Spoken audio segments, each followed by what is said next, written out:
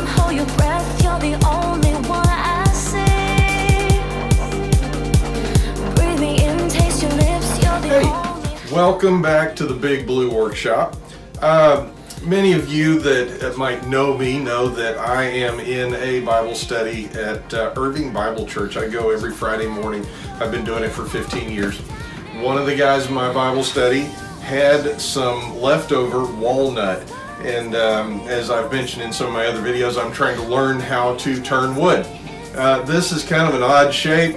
It's got a little bend to it, and I thought that this would be perfect to kind of section off and make a spin top with it. So join me in my quest to see if we can make something fun and functional out of this really unique piece of wood.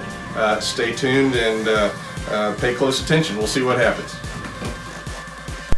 Having such limited space often creates storage challenges for me. I often spend a lot of time just setting up for different projects. You can see here that the lathe has to be removed and sit on a piece of plywood that sits on top of my table saw. You can see here what I'm doing. I'm marking a center point on a small piece of wood to make this piece square. The idea being this will be the actual round part of the spin top. What I'll end up doing is cutting this square piece, and then I'll cut a second piece that I will spin into a dowel and create the actual finger holder, the spinner as it were, on the spin top. I simply took my miter saw and took a square chunk off of my piece of walnut, and then I actually ended up cutting a second piece that was a little bit longer and splitting that one in two to make my dowel rod.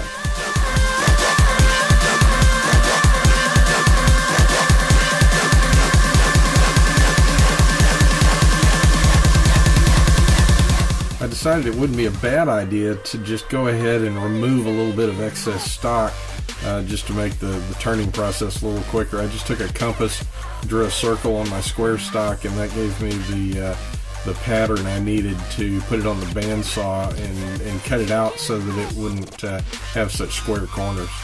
You can see here that I'm just knocking the corners off. I didn't make a perfect circle, but I did remove enough stock to where I didn't have to sharpen my chisels quite as much. I've been doing a lot of research on YouTube on how to actually tune my bandsaw. This is a 14-inch jet bandsaw that really does a great job. I keep Bosch blades on it, but I'm getting better at getting it tuned so the blade doesn't wander as much. And I know I'm supposed to have that shoe dropped a little bit lower, but all things being equal, this is a great bandsaw.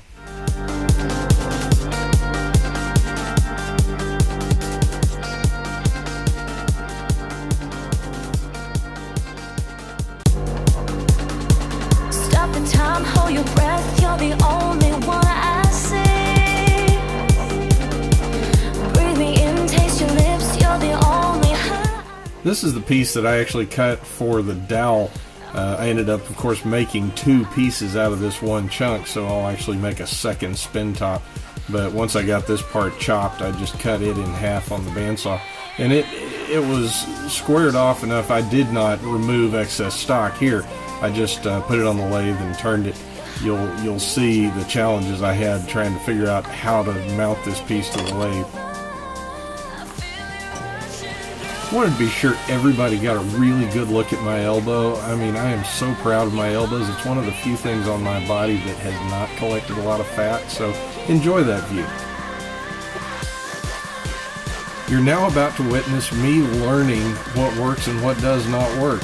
I realized that trying to put a small piece of square stock into my actual jaws did not work well for turning it into a dowel.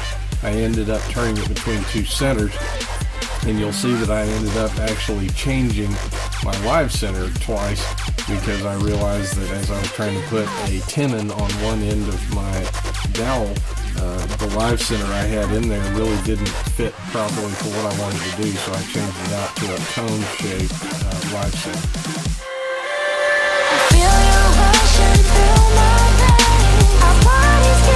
Closer, your heartbeat drives me insane.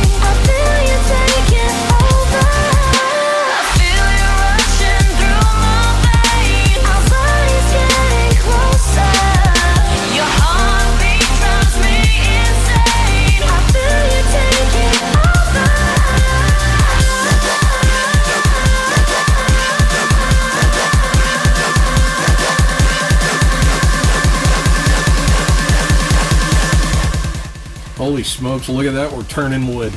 I actually used a spindle gouge to knock this down. I do not have a roughing gouge still, so I still use a spindle gouge. It works fine.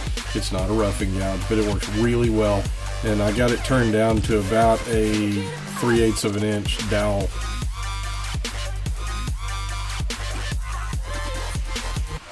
Here I start using my parting tool. I just tried to use that particular tool to get the size I wanted.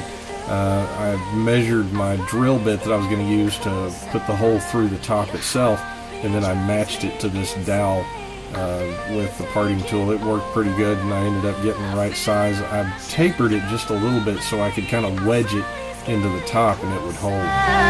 Your heartbeat drives me insane. I feel you taking over.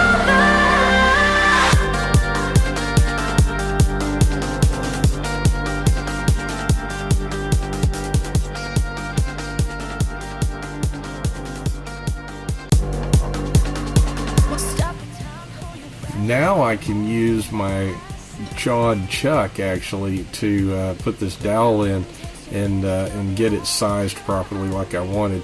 Again, you'll see I used the wrong live center and went back to my coned live center eventually to get everything all squared up. But once I did, it worked out great, and I ended up with an actual dowel that had a little bit of a taper to it. Our body's getting closer. Your heartbeat drives me insane. I feel you taking over. I feel it rushing through my veins. Our body's getting closer. Your heartbeat drives me insane. I feel you taking over.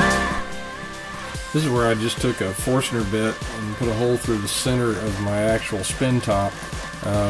It matched up the dowel pretty well. I used wood glue the first time to put the dowel rod through it, and you'll see what happens.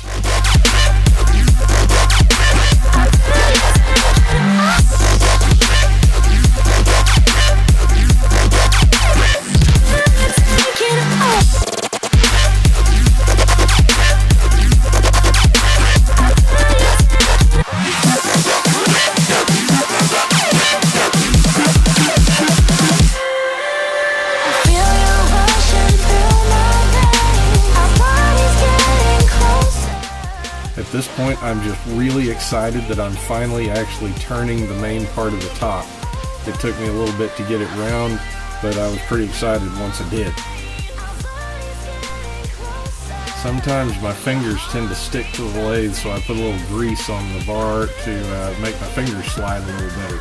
I know all you wood turners out there think that's heresy.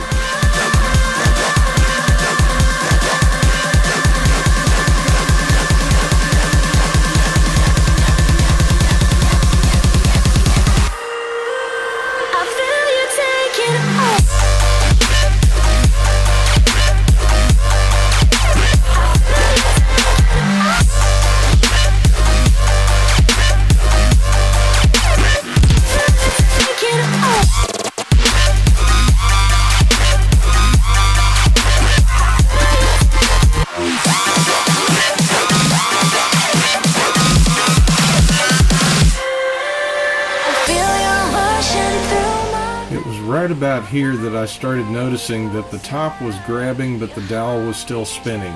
Yep, I didn't let the glue dry. So I glued it back up with Gorilla Glue and started again. I ended up getting the top spun down to a pretty good shape, got a point on it using my parting tool and my spindle gouge. That point that's on the end is real close to the actual bottom of the main spin top. I just knocked it down with sandpaper all the way down to about 220 grit, and then I flipped it around and put the main part of the top in the jaws of the chuck to get the handle turned. I put a couple of details in it with a skew chisel, and then I used a wire. I had seen this done by an Amish wood turner where he takes a wire and kind of burns those details. It didn't really burn all that great.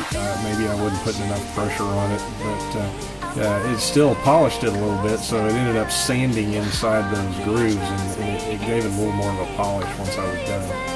I feel it rushing through my veins. Our bodies get All things being equal, I think it turned out pretty good. I was able to spin it okay. It worked pretty good.